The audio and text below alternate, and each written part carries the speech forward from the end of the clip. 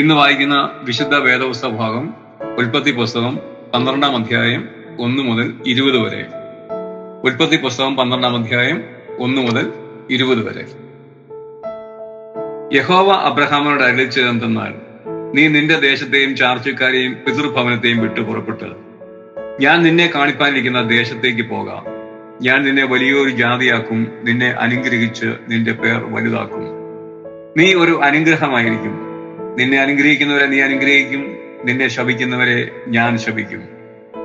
നിന്നിൽ ഭൂമിയിലെ സകല വംശങ്ങളും അനുഗ്രഹിക്കപ്പെടും. യഹോവ തന്നോട് കൽപ്പിച്ചതുപോലെ അബ്രഹാം പുറപ്പെട്ടു. ലോത്തും അവനോട് കൂടെ പോയി. ഹാരാനിൽ നിന്നും പുറപ്പെടുമ്പോൾ അബ്രഹാമിന് 75 വയസ്സായിരുന്നു. അബ്രഹാം തന്റെ ഭാര്യയായ സാറായെയും സഹോദരന്റെ മകനായ ലോത്തിനെയും തങ്ങൾ ഉണ്ടാക്കിയ സമ്പത്തുകളൊക്കെയും തങ്ങൾ ഹാരാനിൽ വെച്ച് സമ്പാദിച്ച ആളുകളെയും കൂട്ടിക്കൊണ്ട് കനാൻ ദേശത്തേക്ക് പോകുവാൻ പുറപ്പെട്ടു.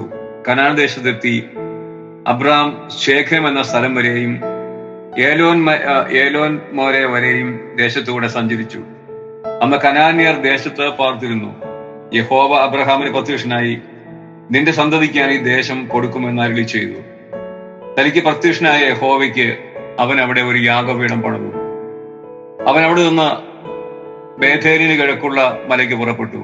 ബേഥേൽ പടിഞ്ഞാറും ഹായി കിഴക്കുമായി കൂടാരം ഒഴിച്ചു. അവിടെ അവൻ യഹോവയ്ക്ക് ഒരു യാഗപീഠം പണിത് യഹോവയുടെ നാമത്തിൽ ആരാധിച്ചു. അബ്രഹാം പിന്നെയും തെക്കോട്ട് യാത്ര ചെയ്തുകൊണ്ടിരുന്നു. ദേശത്ത് ക്ഷാമമുണ്ടായി. ദേശത്ത് ക്ഷാമം കഠിനമായി തീർന്നതുകൊണ്ട് അബ്രഹാം മിസ്രൈമിൽ ചെന്ന് പാർപ്പാൻ അവിടേക്ക് പോയി. മിസ്രൈമിൽ എത്താറായപ്പോൾ അവൻ തന്റെ ഭാര്യ സാറായോട് പറഞ്ഞത്, ഇതാ നീ സൗന്ദര്യമുള്ള സ്ത്രീ എന്ന് ഞാൻ അറിയുന്നു. മിസ്രൈമ്യർ നിന്നെ കാണുമ്പോൾ അവൾ അവന്റെ ഭാര്യ എന്ന് പറഞ്ഞ് എന്നെ കൊല്ലുകയും നിന്നെ ജീവനോടെ രക്ഷിക്കുകയും ചെയ്യും.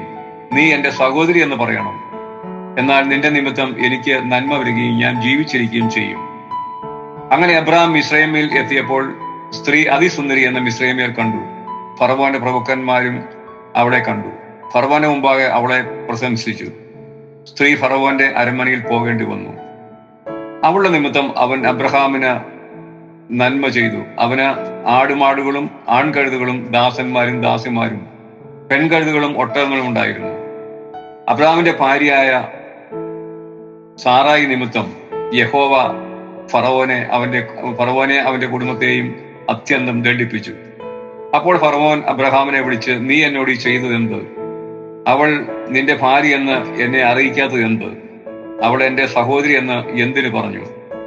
ഞാൻ അവളെ ഭാര്യ ആയിട്ട് എടുപ്പാൻ സംഗതി വന്നു പോയല്ലോ. ഇപ്പോൾ ഇതാ നിന്റെ ഭാര്യ അവളെ കൂട്ടിക്കൊണ്ടുപോക എന്ന് പറഞ്ഞു. ഫറവോൻ അവനെക്കുറിച്ച് തന്റെ ആളുകളോട് കൽപ്പിച്ചു. അവർ അവനെയും അവന്റെ ഭാര്യയെയും അവനുള്ള സകലവുമായി പറഞ്ഞ് അയച്ചു. ഇവിടെ വായിപ്പാൻ ഉദ്ദേശിച്ച വേദഭാഗം വായിച്ച് അവസാനിക്കുന്നു.